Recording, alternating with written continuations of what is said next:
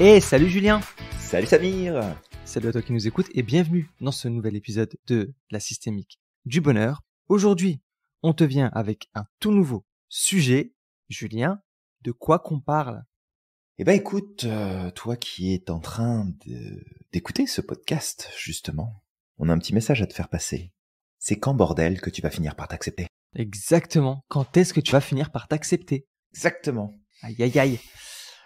Avant d'aborder ce sujet, on va te demander de liker, de partager ce podcast, justement pour transmettre la bonne parole. Et Julien, on pourrait commencer par quoi? Justement, ce serait quoi l'acceptation de soi? Alors, c'est un sujet qui est vaste. On va essayer de rester dans les grandes lignes, parce que sinon ça risque de durer très très longtemps, mais on va essayer aussi de faire notre mieux, comme d'habitude, de te fournir des informations qui sont pertinentes. Déjà, l'acceptation de soi, elle va être importante parce qu'elle va conditionner beaucoup ce qui va se passer dans ta vie, les résultats que tu vas obtenir et le rapport que tu vas avoir à toi-même et face aux autres. Et le point sur lequel on va se concentrer aujourd'hui, c'est que l'acceptation de soi doit passer par une compréhension profonde de toi-même. Pas juste ce qui marche ou ce qui marche pas, vraiment une compréhension profonde et la plus complète possible.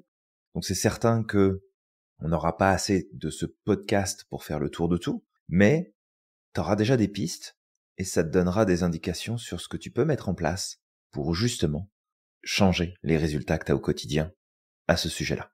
Totalement, Julien. Et c'est quelque chose qui, tu sais, qu'on amène très souvent, même dans toute chose. C'est-à-dire que tu sois un profil atypique, que tu as une problématique, par exemple. Le changement passe par l'acceptation. C'est-à-dire qu'à partir du moment où tu vas être dans le déni, que tu ne vas pas accepter ta situation, ou accepter qui tu es, ou accepter tes forces et tes défauts, ou même tes ombres. Là, on a déjà parlé du sujet des ombres, Julien. Tu vas pas être capable de poser des actions, de sortir de cette culpabilité-là et de reprendre le pouvoir. Parce que justement, tant que tu es dans cette culpabilité, tant que tu es dans ce jugement, tant que tu es dans cette vision néfaste vis-à-vis de ta situation, ton atypicité, tes ombres, bah, ce qui va se passer, c'est que tu vas t'épuiser à la tâche. Et tu sais, tu peux pas aider quelqu'un que tu n'aimes pas. Si tu n'acceptes pas ces choses, tu pourras pas t'aider. Tout à fait. C'est un petit peu ça l'idée aujourd'hui, c'est vraiment de comprendre que tu peux pas prendre ta place, tu peux pas t'épanouir pleinement, tu peux pas être accepté des autres tant que ça vient pas de toi. Et un des problèmes majeurs, c'est de fuir la réalité de nos travers et de nos défauts, plutôt que de les mettre en lumière. En fait, quand tu essayes de masquer, et tu as fait référence aux ombres, Samir, c'est que quand tu essayes de masquer, que tu essayes de compenser, ou que tu essayes de justement ne pas trop prêter attention à ce qui ne fonctionne pas dans ta vie, eh bien en fait ça produit tout l'effet inverse, et ça augmente l'impact négatif, ça augmente l'emprise que ces éléments-là ont sur toi, et ça t'empêche de prendre pleinement ta place. Et en fait, si on regarde un petit peu, alors ici on va aller chatouiller un petit peu Carl Jung sur sa perception de la psychologie humaine, de comment fonctionne l'individu. Et l'idée c'est que quand tu fuis cette réalité objective vis-à-vis de toi-même, parce qu'elle peut être inconfortable, parce qu'elle peut te déranger, parce qu'elle peut réveiller finalement des blessures au fond de toi, eh bien en fait, tu t'enfermes dans un masque social qui t'empêche de te connecter à ton vrai toi, qui t'impose d'adopter des comportements, des attitudes, des réactions qui ne te ressemblent pas. Et tu crées en fait un écart profond, et de plus en plus en fait, au fur et à mesure que tu l'utilises, cet écart profond entre qui tu souhaites être et exprimer pleinement et la version de toi que tu t'imposes d'être. Et le souci, c'est que ce masque social, même s'il peut être adapté dans une certaine configuration, tu finis par te perdre dans ça. Et du coup, tu crées un inconfort, un malaise encore plus important, parce que tu viens alimenter une source profonde qui provoque de la dissonance cognitive en toi. Et cette dissonance cognitive, ça va amener à faire des choses que tu ne veux pas faire et du coup te sentir mal de le faire, à te juger plus souvent sur les pensées, les paroles, les réactions que tu peux avoir, à vouloir souhaiter profondément certaines choses, mais agir en opposition complète ou en partie de ce que tu souhaites, parce qu'il y a ce fameux masque qu'il faut porter et qu'il faut mettre en avant. Donc l'acceptation de soi va vraiment passer par un regard objectif et une mise en lumière concrète de ce qui se passe à l'intérieur de toi, dans ce qui est bon, mais aussi dans ce qui est moins bon, pour que tu puisses reprendre la maîtrise. Ouais, exactement. Et le truc, c'est que ce qui nous empêche de nous accepter soi-même, bah c'est très souvent, alors ça peut venir de nous-mêmes, hein, ça peut venir de l'éducation, ça peut venir de la société, où en fait on a cette comparaison, en fait. On se compare aux autres, on se compare aussi à, tu sais, au faux moi, en fait, que les autres véhiculent, c'est-à-dire que en société, on a envie de montrer notre appartement témoin, on a envie de montrer la meilleure partie de nous-mêmes, on a envie de montrer une façade parfaite qu'on ne jugera pas, qui corresponde à ces standards-là. Et c'est ce décalage, justement, comme Julien, tu dis, qui peut créer ces espèces de dissonances cognitives et qui peuvent créer cette désacceptation de soi. D'accord? Et quand on prend connaissance potentiellement de nos limites, nos ombres, nos défauts, nos qualités parfois qui peuvent être mal acceptées. Si on parle d'hypersensibilité, la sensibilité c'est une très grande qualité, le fait d'être sensible. Ouais. Mais derrière, ça peut être par exemple mal perçu par la société. Bah, qu'est-ce qui va se passer? Il y a une espèce de décalage entre qui je suis, l'image que je renvoie en société, et à ce moment-là, bah, vu qu'on a envie d'être accepté, on a peur d'être rejeté. Alors soit il y a la mauvaise acceptation et le jugement, soit d'autres personnes peuvent aussi rentrer dans le déni de leurs problématiques, de leurs ombres, de des choses qui les composent. Et ça, c'est une forme de fuite de la réalité. Complètement. Alors par rapport à ça, on va faire le tour de différents points. Et peut-être ici commencer d'abord par c'est quoi ton identité. On va peut-être faire un petit passage ici sur cette notion pour que tu puisses comprendre et intégrer que ton identité, elle est issue d'une construction mentale et émotionnelle qui est en fait un miroir de ce qui t'arrive, de ce qui se passe, de ce que tu considères et ce sur quoi tu te concentres dans ton histoire personnelle, qu'elle remonte très loin, que ce soit celle actuelle ou celle que tu envisages pour l'avenir. Et en fait, ton identité, elle n'est pas fixe dans le sens où elle va évoluer, elle va s'ajuster en fonction du regard que tu vas justement porter et de ce que tu vas envoyer comme information sur ce miroir qui lui va te renvoyer justement ces éléments. Peut-être pour que ce soit un petit peu plus clair, si jamais ça n'est pas encore dans ton esprit, imagine que tu as un grand miroir devant toi et dedans ne se reflète que ce que tu viens y placer. Si jamais quand tu te regardes, tu penses uniquement à tes échecs, à tes travers, à tes problèmes, que tu penses uniquement à ce que les autres disent de toi, à tes interprétations de comment les autres te voient, à ta place que tu supposes avoir dans le monde, eh bien forcément, quand tu regardes dans ce miroir, qui est ton identité, ça te renvoie uniquement l'expérience et les éléments que tu viens placer à l'intérieur. Et ça peut être très difficile de s'accepter comme on est, si jamais l'image qui est renvoyée n'est pas pleine, n'est pas complète, elle n'est pas objective.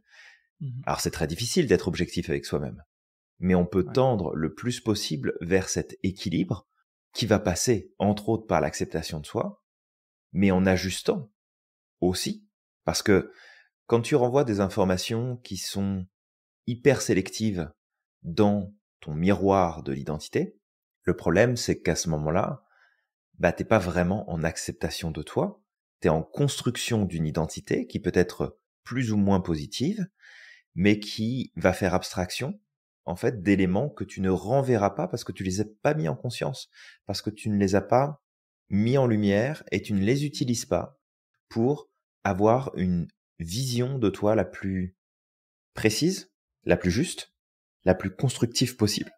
Ouais. Et du coup, c'est très difficile de pouvoir s'accepter parce qu'il y a plein de zones d'ombre, justement.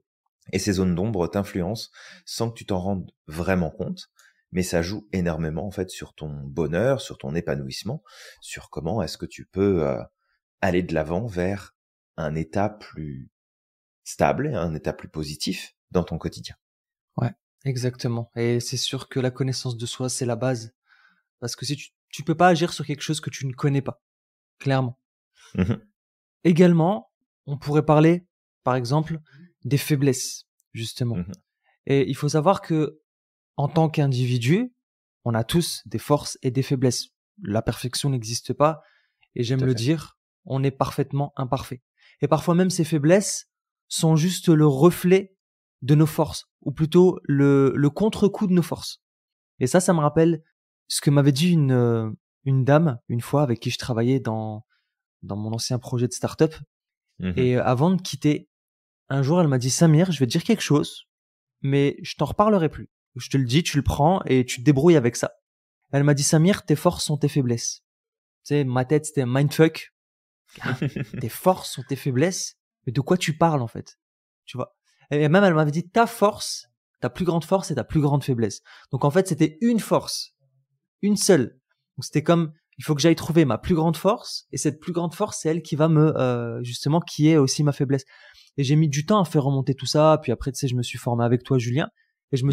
sais, les réponses sont venues comme ça au fur et à mesure du temps. Et je me suis rendu compte que oui, effectivement, pour toute personne, je suis très spontané. Bah, cette spontanéité, c'est une force, mais c'est aussi ma plus grande faiblesse dans certains moments. Parce Mhm. que je sais que je peux être un livre ouvert et que ça peut arriver même parfois lorsque je parle avec quelqu'un. Il suffit que la personne dise quelque chose qui, tu sais, qui est décalé, que je comprends pas. Ça se verra sur mon visage qui a, tu sais, non, je comprends pas ce que tu es en train de me dire, en fait. Mhm. Et cette spontanéité peut être aussi parfois mal prise. Parfois, les autres nous renvoient aussi nos défauts.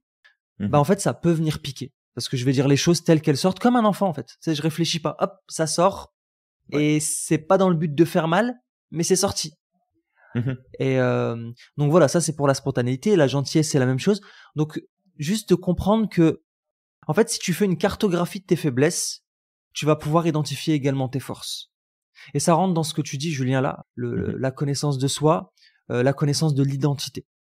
Ouais, effectivement, merci Samir pour ce partage-là. Et on peut peut-être même pousser un tout petit peu plus loin la notion des faiblesses, dans le sens où il faut aller chercher dans 3 parties distinctes: physique, cognitive et comportementale. Donc simplement physique, bah, c'est pas forcément la notion d'esthétique physique, mais ça peut être un point qu'il faut prendre en compte aussi. Donc dans l'acceptation de soi, bah, il y a l'acceptation de son corps, comment il est composé, de ses parties différentes, de ce qui peut nous plaire, moins nous plaire. Il y a l'aspect cognitif, donc notre capacité à réfléchir, nos forces en termes intellectuels, d'apprentissage, de mémorisation, de parole, de discours, d'écriture, peu importe. Donc avoir conscience des forces et des faiblesses là-dessus. Et puis aussi au niveau des comportements. Vraiment de savoir que bah, on a des comportements qui font ressortir le meilleur de nous, et il y en a d'autres qui vont faire ressortir des parties moins plaisantes, moins positives. Et c'est important de mettre à jour les faiblesses dans les 3 parties pour justement gagner en clarté sur soi-même et aller dans la meilleure direction possible. Ensuite, Julien, il y avait la question des croyances limitantes aussi, qui peuvent être liées Mhm. justement à cette non-acceptation de soi. Ouais. Et ces croyances limitantes, alors on en parle souvent dans le maître Prat, mais aussi le praticien PNL, c'est qu'il y a Mhm. plusieurs niveaux de croyances limitantes. Il y a, tu sais, les petites croyances limitantes, les croyances limitantes Mhm. moyennes, et il y a après Mhm. la masterclass des croyances limitantes. Là, c'est vraiment le boss final. Celui-là, c'est c'est l'hydre, l'hydre. Mm.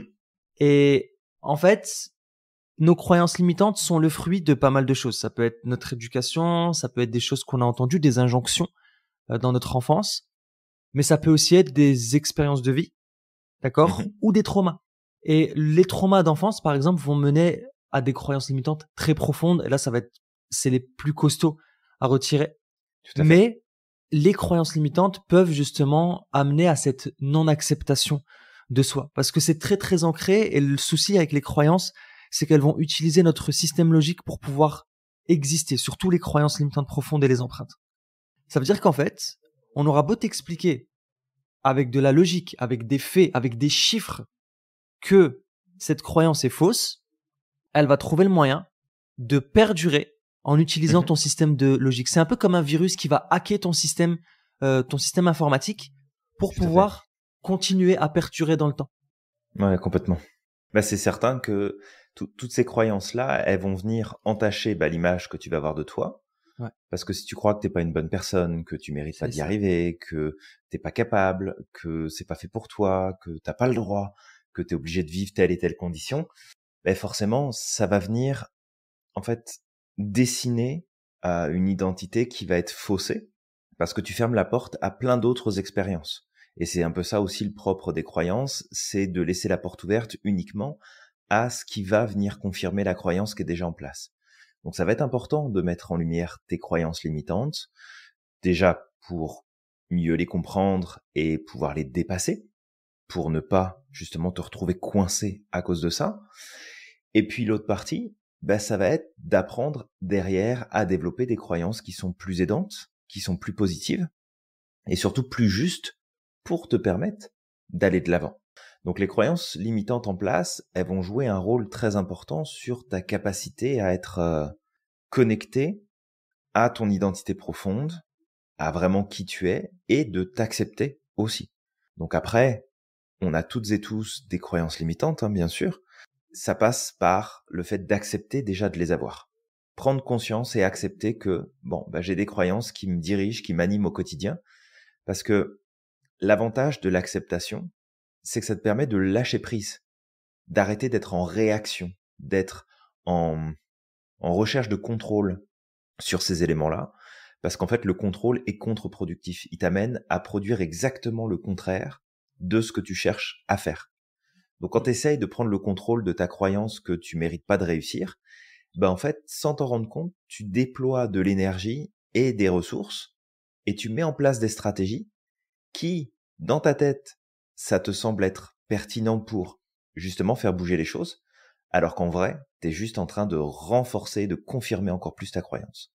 Donc Ouais. l'acceptation de ces éléments-là, c'est super important parce que ça va être la première étape pour que tu puisses justement prendre de la distance et te sentir plus aligné, plus dans l'acceptation, et donc Ouais. de progresser vers une nouvelle version de toi.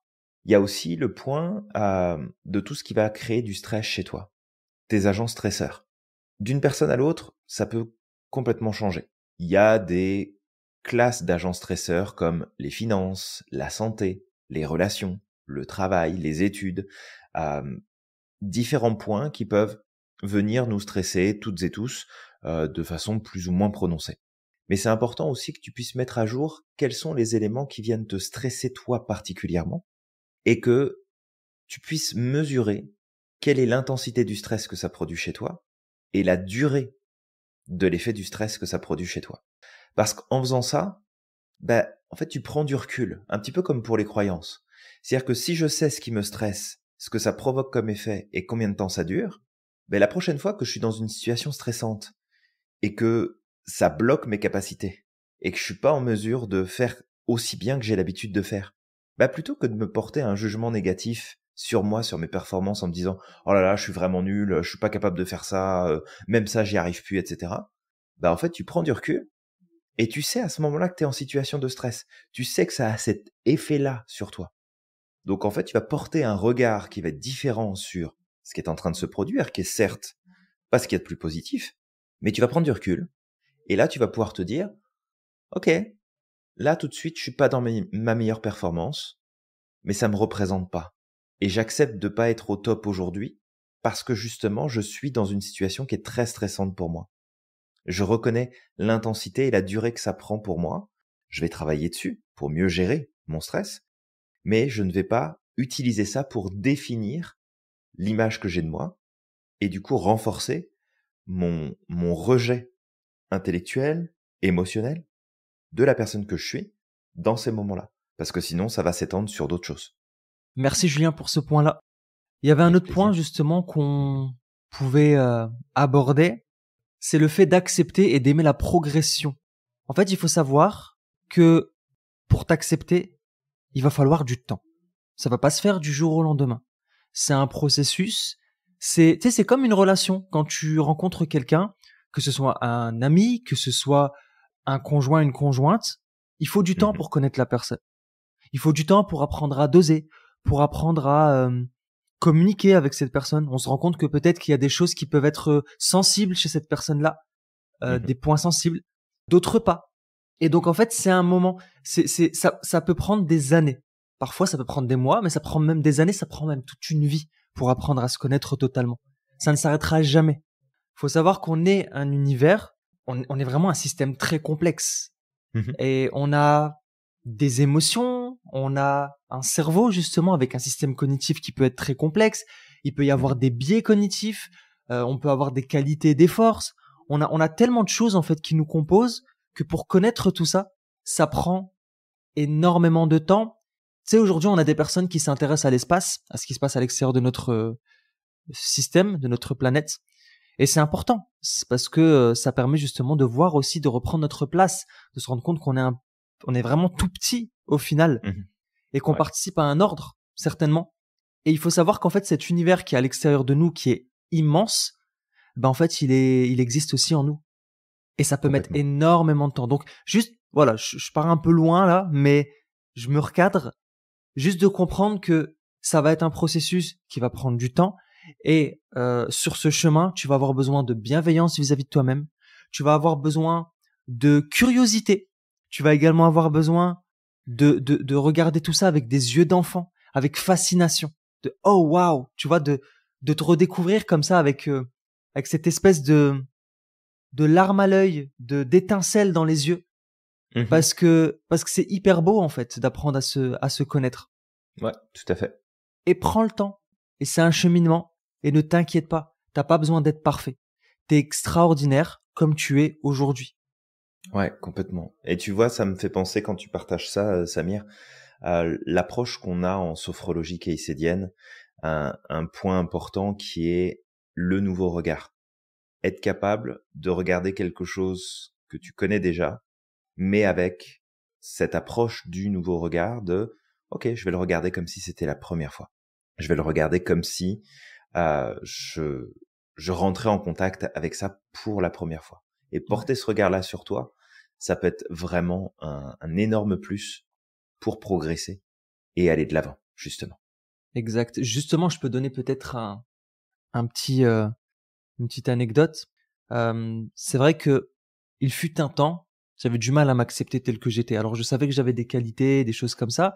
Après, par modestie, j'avais cette tendance à rabaisser tout ça. Mais je mettais beaucoup le nez dans mes défauts. Tu sais, c'est les choses qu'on a beaucoup plus de difficultés à accepter.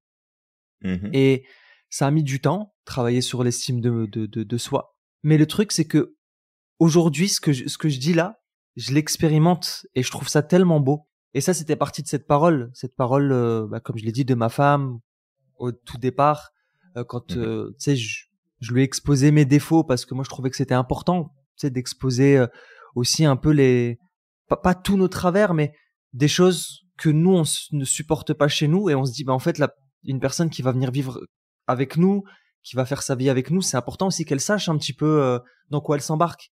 Et moi, par honnêteté, je me rappelle, je lui avais partagé certains de mes défauts et c'était des défauts que j'acceptais mais vraiment pas du tout. Et en fait, le truc, c'est que ce jour-là, elle m'avait dit, elle me dit, Samir, j'aimerais tellement que tu le vois au travers de mes propres yeux. Et en fait, cette parole, elle m'a touché. Et par la suite, c'est ce que j'ai appris à faire, en fait. C'est d'apprendre à me regarder, mais avec un regard nouveau. Un peu comme si j'étais une autre personne et que je me regardais de l'extérieur. Et je prends le temps, tu sais, de me connecter, un peu comme je le fais avec d'autres personnes. Tu sais, quand je parle avec quelqu'un, j'aime bien me connecter à la personne, regarder toutes ces petites micro-expressions, tout ce qui fait sa propre authenticité, tu vois.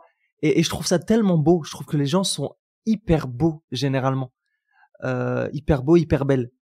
Au travers de toutes ces petites choses qui les composent et qui font d'elles ou d'eux des personnes uniques. Et des fois, en fait, c'est ce que j'apprends à faire.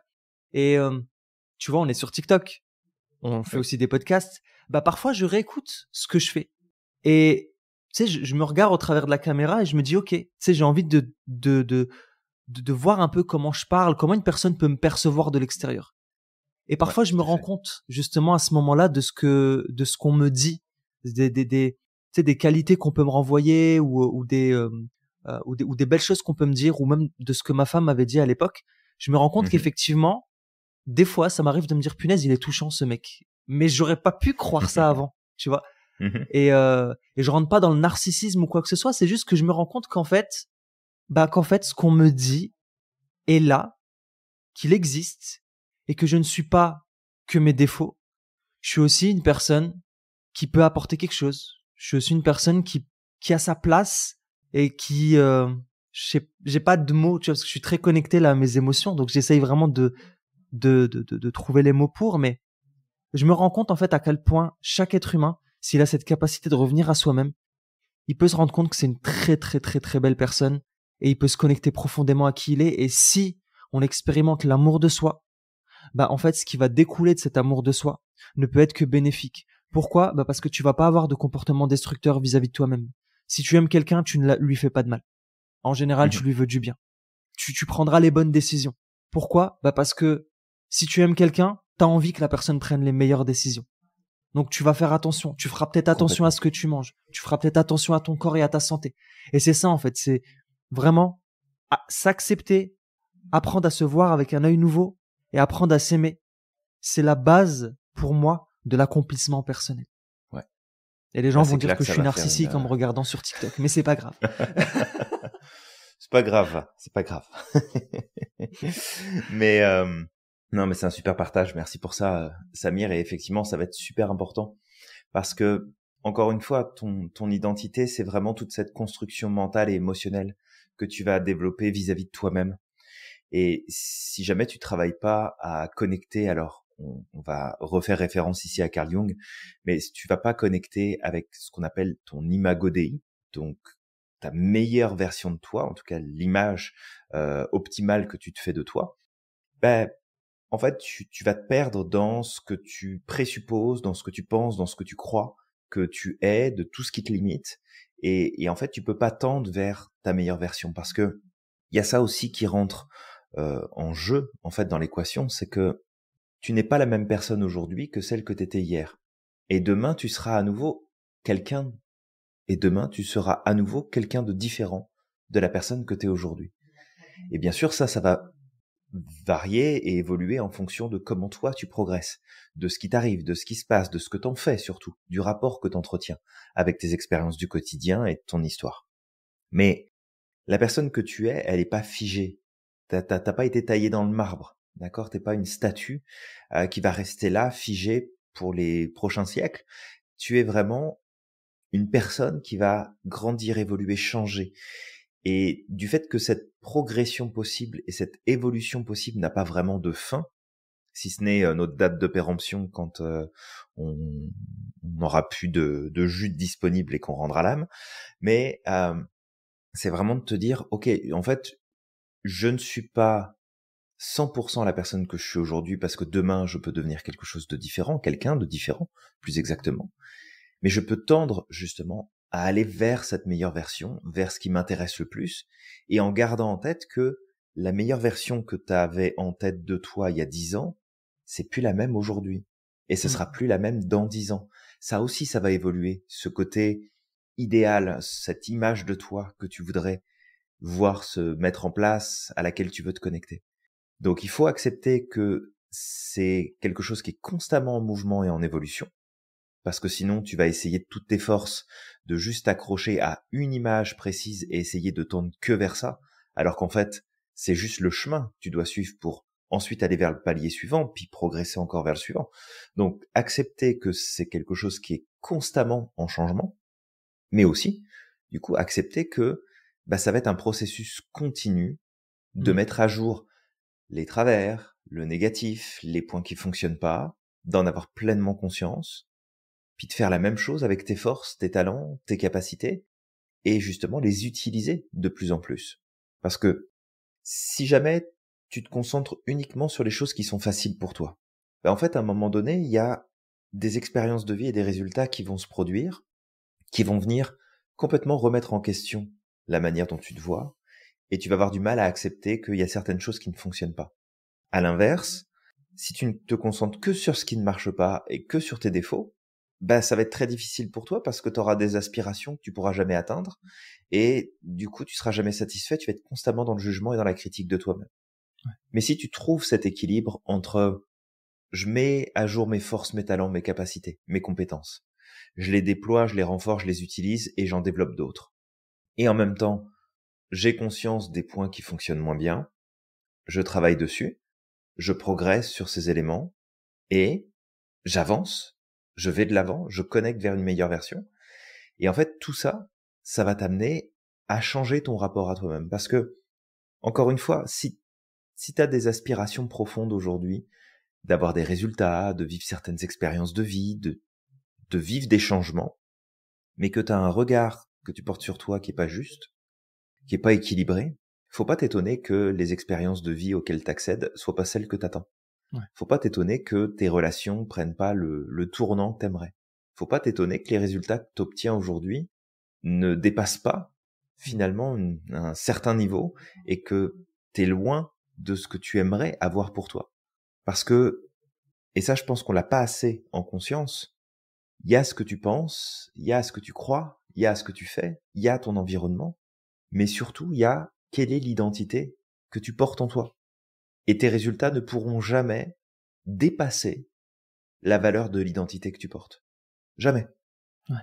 Fait que si tu dis constamment, je suis quelqu'un qui n'a pas de chance, je suis quelqu'un qui rencontre tout le temps des problèmes, je suis incapable d'entretenir une relation, je suis incapable de changer de travail, je ne suis pas fait pour telle et telle chose, je ne suis pas ceci, je ne suis pas cela.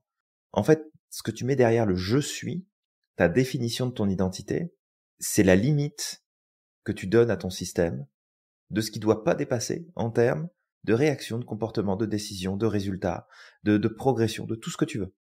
Tu te mets ta propre limite parce que tu n'acceptes pas les aspects négatifs de toi et tu n'acceptes pas non plus le potentiel qui existe et qui est presque infini, pour pas dire infini, à l'intérieur de toi. Donc rappelle-toi bien que ta définition de ton identité, c'est la barrière qui définit où tes résultats vont s'arrêter. Merci Julien pour ce partage-là. Avec Et plaisir. peut-être on pourrait donner des points positifs justement à développer justement cette acceptation de soi. Complètement. Et le premier point qui vient, c'est une meilleure estime de soi. C'est un peu ce que j'ai donné au travers de mon expérience personnelle, justement cette capacité à s'aimer. Et moi, j'ai expérimenté je dirais pas la haine de soi parce que je sais pas si, en tout cas, oui, il y a des choses que j'aimais pas chez moi et ça prenait tellement de place. Parfois, je me regardais dans le miroir et je me disais non mais non, en fait, voilà, je ne t'aime pas. Tu sais, il y a eu des périodes comme ça vraiment parce que j'ai trop focalisé sur certains de mes défauts. Et c'était des défauts invisibles que les gens ne voyaient pas. C'était moi personnellement qui les voyais et ça ne me correspondait pas. Et limite, tu sais, si on venait me dire des compliments, je les acceptais pas. C'était comme en fait, je suis pas digne de vos compliments, tu vois. Et c'est horrible. C'est horrible justement de rentrer dans cette de ne pas s'apprécier à sa juste valeur, de ne pas se donner autant de crédit qu'on pourrait donner à d'autres personnes. Parce que quand tu donnes du crédit à une personne, la personne, qu'est-ce qu'elle fait? Elle se sent en confiance, elle se sent appréciée, et automatiquement, ça ne peut que l'aider. D'ailleurs, c'est la base de la relation entre le client et le coach. C'est que si le client fait confiance au coach et voit au travers des yeux du coach qu'il a un potentiel, ça ne peut que l'amener à avancer. Et c'est pareil même dans les entreprises, avec les managers. Si un employé voit dans les yeux de son manager qu'il a du potentiel, qu'il peut aller beaucoup plus loin, que le manager lui fait confiance, qu'il croit en lui, mais il va se dépasser. Mais si tu prends tes employés pour de la merde, automatiquement, t'inquiète pas, ils vont agir comme de la merde en fait, clairement. Ouais. Ils vont te renvoyer ce miroir-là. Et donc vraiment, garde à l'esprit que t'accepter, quand on dit t'accepter tel que tu es, encore une fois, on n'est pas en train de dire que si tu as des défauts hyper graves, etc., faut les accepter et ça fait partie de moi et point barre. Ou alors encore une fois, si tu sais pas gérer tes émotions, que tu vas trouver des excuses en disant moi je suis entier, je suis comme ça et puis c'est tout, d'accord? Je suis hyper authentique. Non, ça veut pas dire ça, d'accord? Si t'es insupportable, t'es insupportable. Enfin, encore une fois, c'est pas dans ton identité, mais si t'as des comportements insupportables, on les nomme tels qu'elles sont. Mais accepte-les. Aujourd'hui, c'est comme ça, mais ça ne te définit pas en tant qu'individu. Ça ne fait pas de toi une mauvaise personne. J'ai ce comportement parce que c'est une certaine mécanique, c'est le fruit d'un mécanisme, c'est le fruit d'un apprentissage. Je l'accepte tel quel, mais aujourd'hui, je vais poser des actions pour aller vers ce moi idéal. D'accord? C'est ça, en fait, l'acceptation. L'acceptation, c'est pas, c'est tout, je ne fais plus d'efforts et puis je suis comme ça, point barre. Et si je fais fuir les gens, bah c'est tout, c'est comme ça. Si je blesse les gens, bah c'est tout, bah c'est comme ça parce que je suis comme ça. Non, c'est j'ai des qualités, j'ai des défauts, d'accord? Ça fait partie de moi, c'est le fruit d'un mécanisme, c'est un comportement qui s'est installé dans la durée. Ce comportement a une intention positive ou ce défaut, d'accord? Mais je l'accepte et après je travaille dessus, d'accord? Après je pose des actions. Et ça va participer à une augmentation de l'estime de soi. Tu vas apprendre à t'aimer davantage et au plus tu vas t'aimer et au plus tu auras envie d'avancer vers ton moi meilleur. Parce que c'est comme, est-ce que tu donnerais de l'héroïne, qui est un poison quand même, à ton enfant ou à ta compagne que tu aimes le plus au monde, ou ton compagnon, d'accord? Est-ce que tu donnerais justement de l'héroïne? Jamais de la vie. T'as pas envie de lui causer du mal, t'as pas envie de l'intoxiquer, t'as pas envie de la tuer ou de le tuer. Bah c'est la même chose pour toi. Si t'apprends à t'aimer, tu ne te donneras que le meilleur. Et si tu te donnes le meilleur, tu seras capable de donner encore plus de meilleur aux autres. Tout à fait. J'étais C'est certain que ça va faire, c'est certain que ça va faire une différence. Parce que, comme tu le dis, l'acceptation, et je pense que ça, c'est un point qui est important, sur lequel on peut insister ici. L'acceptation, ce n'est pas dire, OK, les choses sont comme ça, puis on s'arrête là. L'acceptation, c'est de se dire, j'en suis à un point précis, dans le bon comme dans le mauvais. Maintenant, qu'est-ce que je peux entreprendre pour aller de l'avant? Qu'est-ce que je peux faire pour continuer de progresser? Parce qu'il y a, en fait, à l'intérieur de nous, tout ce potentiel infini qui demande qu'à pouvoir s'exprimer. Mais si tu te dis, bah, je suis comme ça, c'est fini, terminé, on n'en parle plus, c'est pas de l'acceptation de soi. Ouais. Parce que l'acceptation, elle doit être complète. C'est l'acceptation de ton histoire, de ce qui t'est arrivé, de ce qui s'est produit jusqu'à maintenant, de là où t'en es aujourd'hui, et de l'infini potentiel qui se trouve à ta porte et qui est disponible pour demain. Donc c'est vraiment une acceptation qui est la plus totale possible. Et si tu fais ça, comme tu le dis Samir, bah, ça va permettre de développer un maximum de choses.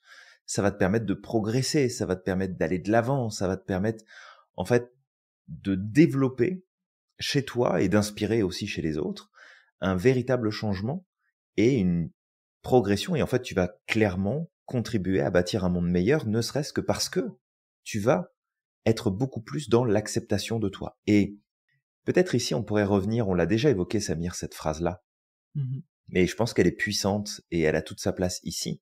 Ouais. C'est que accepter ne veut pas dire être d'accord avec. Et je peux accepter qu'il y ait des choses qui fonctionnent pas pour moi, sans pour autant être d'accord avec ça. Et justement, on veut pas que tu sois d'accord avec ce qui marche pas. On veut pas que tu sois d'accord avec les limites que tu rencontres aujourd'hui. On t'invite simplement à dire, bah, j'accepte que les choses soient ainsi pour l'instant, mais je suis pas forcément d'accord. Parce que si tu tombes d'accord, ça veut dire que, bah, tu vas tolérer de plus en plus. Et il y a cette phrase qu'on partage souvent, qui est que on vit ce qu'on tolère au quotidien. C'est ça. Fait qu'on te demande pas de tolérer. On te demande d'accepter ce qui est, ce qui fait partie de toi, mais aussi d'accepter ce qui n'est pas encore présent et qui a le potentiel de pouvoir ressortir. Et derrière ça, ce qui va être important, du coup, bah, c'est de garder en tête que tu dois avoir une intention. Ouais. Il faut que tu aies une intention précise de là où tu veux te rendre. Tu acceptes ce qui a été et ce qui est, mais tu développes une intention précise de là où tu veux te rendre. Et je vais encore faire référence ici à la sophro. L'intention en sophro est un outil central. Tu fais pas de sophrologie sans poser une intention au préalable. Parce que sans quoi, ben en fait, tu peux pas mettre à jour, tu peux pas faire progresser, tu peux pas aller de l'avant sur ce que tu veux vivre, sur ce que tu veux faire, sur ce que tu veux accomplir, la personne que tu veux devenir. Donc, il te faut une intention. Et cette intention, on va faire attention ici, c'est que elle ne doit pas être porteuse d'une envie de contrôler ce qui se passe et de prendre vraiment le contrôle de tout, des tenants, des aboutissants, des résultats, de ce qui est bon, de ce qui est pas bon, mais plus être en mode j'accepte que telle ou telle chose ne fonctionne pas, j'accepte de reconnaître mes forces et mes talents, et j'ai l'intention de progresser dans cette direction. Mais c'est clair, tu as une image précise en tête, tu as une image positive, tu as une image vraiment où tu peux te rattacher sur j'ai un but, j'ai une destination à atteindre, j'ai l'intention d'y aller, et c'est cette intention qui va te permettre, à travers l'acceptation, de pouvoir aller de l'avant. Exact, ouais, le pouvoir de l'intention est très puissant. Sans intention, on va nulle part. Et donc tout à l'heure, moi, par rapport au point positif, j'avais donné l'estime de soi, en tout cas que le fait de Mhm. s'accepter, ça menait à une meilleure estime de soi. Derrière l'estime de soi, forcément, il va y avoir beaucoup plus de confiance en soi, parce que si on se considère tel que nous sommes, on s'accepte tel que nous sommes et qu'on a une meilleure estime de soi, un meilleur amour vis-à-vis de soi-même, cette acceptation-là va t'amener à une meilleure confiance en toi. Et forcément, si tu as plus confiance en toi, qu'est-ce qui va se passer? Bah, tu vas avoir beaucoup plus de ressources disponibles parce que tu vas développer tes talents, tu vas développer tes forces, tu vas les accepter, tu vas travailler dessus et tu vas avoir cette capacité de te dire, bah, en fait, je suis en train de vivre quelque chose, j'ai envie de faire quelque chose, je sais que je vais pouvoir me donner les moyens d'aller jusqu'au bout et tu vas aller les chercher, ces ressources, qu'elles soient internes ou externes. Si tu les as pas, tu vas demander. Mm. Donc voilà, ça c'est deux autres points positifs. Est-ce que tu en vois d'autres, Julien? Oui, tout à fait, Samir. On va avoir un accès plus facile à ce qu'on appelle les états ressources. Ouais. C'est-à-dire qu'on va être dans un état interne qui va favoriser l'apparition des ressources, des capacités, des talents, de la créativité pour justement aller de l'avant, ce qui va nous donner une meilleure adaptabilité, mais aussi nous offrir une meilleure résilience par rapport à ce qui peut se produire autour de nous et aux challenges qui vont se présenter. Donc c'est quand même des éléments qui sont essentiels parce que tu pourras pas progresser sans ça, ça va être très difficile. Et s'il y a progression, ça va te demander énormément de ressources et ça va être très compliqué.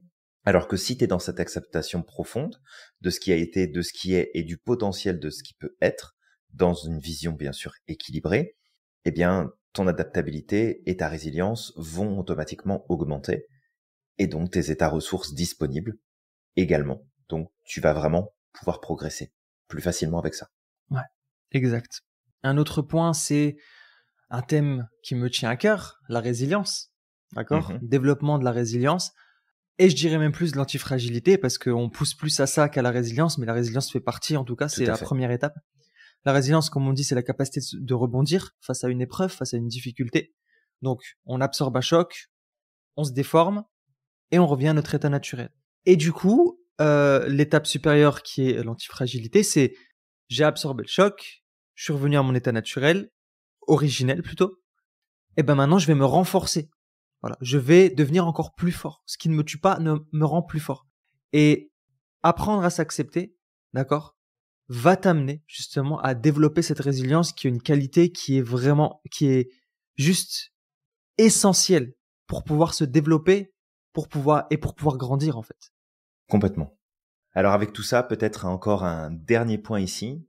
L'acceptation de toi inconditionnelle va te permettre de faire la paix avec ton histoire et surtout comprendre que ton histoire ne te définit pas.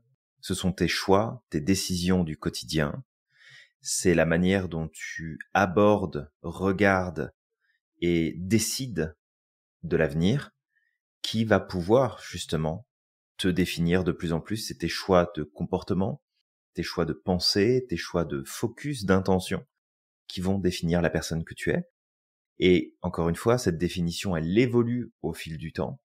Mais si jamais il y a une partie de toi, peut-être encore aujourd'hui, qui pense que ton histoire te définit, eh bien sache que par l'acceptation profonde de la personne que tu es, tu peux changer justement le cours de cette histoire et tu peux changer la manière dont ça t'influence.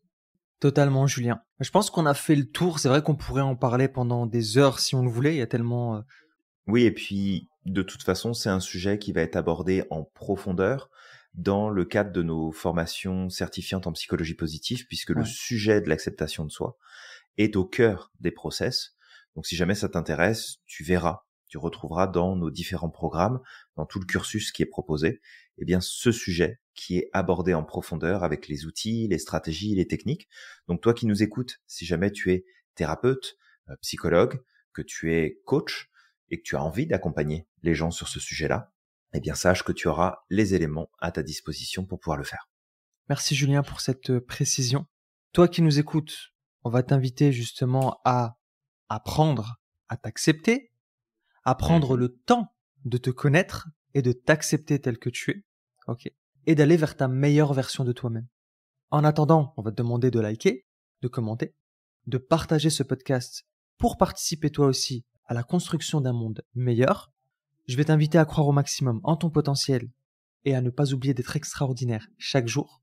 N'oublie pas non plus à quel point tu es magique et que tu as le pouvoir de réaliser absolument tout ce que tu souhaites. Et on te dit à la prochaine.